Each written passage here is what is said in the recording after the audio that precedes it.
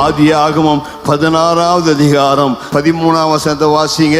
அப்பொழுது அவள், என்னை காண்பவரை நானும் இவ்விடத்தில் கண்டேன் அல்லவா என்று சொல்லி தன்னோட பேசின கர்த்தருக்கு நீர் என்னை காண்கிற தேவன் என்று பெயரிட்டார்.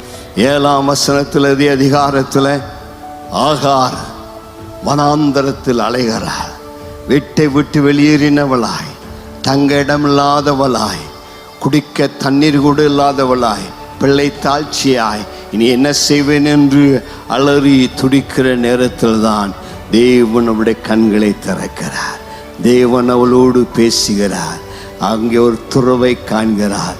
அப்பொழுதுதான் அவள் சொல்கிறார், என்னை காண்கிற தேவனை என் கண்கள் கண்டதல்லவா. அவளை விசாரித்த ஆண்டவர் இந்த மாதத்தில் உங்களை விசாரிப்பாராக. உடைய பிரச்சனைகள் எதுவாக இருந்தாலும், உடைய சூழ்நிலை எதுவாக இருந்தாலும் உங்களை விசாரித்து உங்கள் குறைவை நிறைவாக்கி உங்களுக்கு அற்புதங்களை செய்வார். கர்த்தருக்கு மகிமை உண்டாவதாக.